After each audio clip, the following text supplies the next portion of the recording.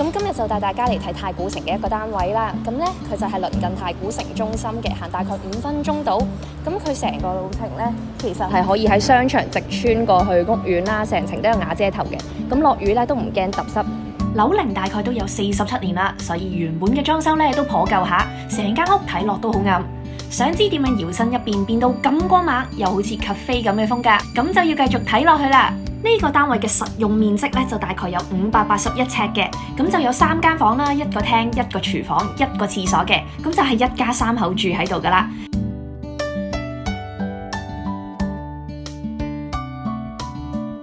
其實可以見到咧個廳原本都好四正、好闊落嘅，所以屋主咧都想喺個廳嗰度間一間工人房同埋擺部鋼琴。間工人房真係隱藏得超好啊！立眼睇咧，其實就以為係裝修嘅一部分啦。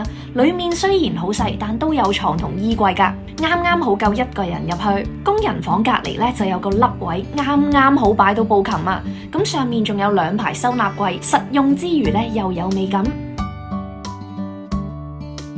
另一邊咧就做咗飯廳嘅。咁飯台後面啦都有啲儲物櫃嘅。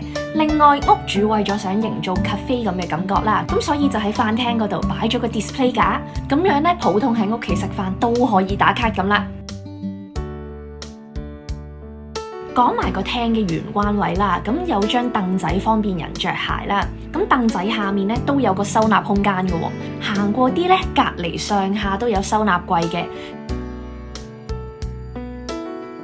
下面除咗係鞋櫃之餘啦，弧形呢個櫃咧都可以擺嘢嘅，咁拆開啲層板咧就可以擺遮啦。之後就帶大家去參觀下主人房先啦。咁其實都有好多唔同嘅收納空間嘅喎。呢一間房咧，我哋衣櫃嘅部分咧特別做咗一個梳窿嘅調節設計啦。咁打開櫃門咧，其實除咗可以放一啲着過未洗嘅褸啦之外咧，下邊都可以放啲摺過嘅衫。咁變咗咧，我哋主人房就可以分開乾淨同污糟嘅衫啦。咁床頭呢個位置咧，本身我哋床頭板後邊都有一個柱位嘅，咁我哋以床頭板同埋床頭櫃嘅形式咧去包咗呢個柱位，利用翻呢個凹位嘅位置咧做咗一個儲物空間。咁成間屋咧，其實主要係用柔和嘅奶油色調啦，配合翻一啲淺色木嘅元素同埋金屬材質，咁就豐富翻成個空間嘅質感啦。而且咧都可以見到有好多弧形嘅線條去修飾啦。咁設計師更加係運用唔同嘅材質去做配搭嘅喎。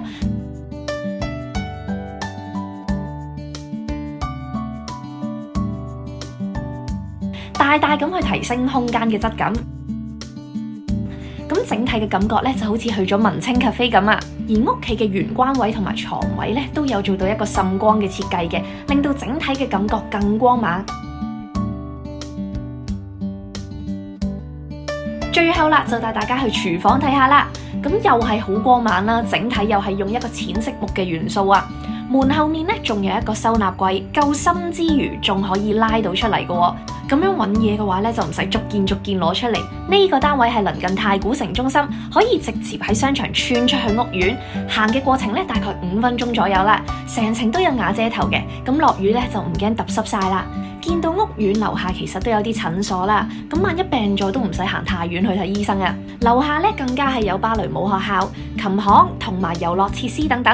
而呢一度咧亦都係屬於小學14校網，學校質素平均都不俗噶。最後俾大家睇下成個裝修支出表。咁今集嘅UM 睇樓團就嚟到呢度啦，我哋下集再見啦。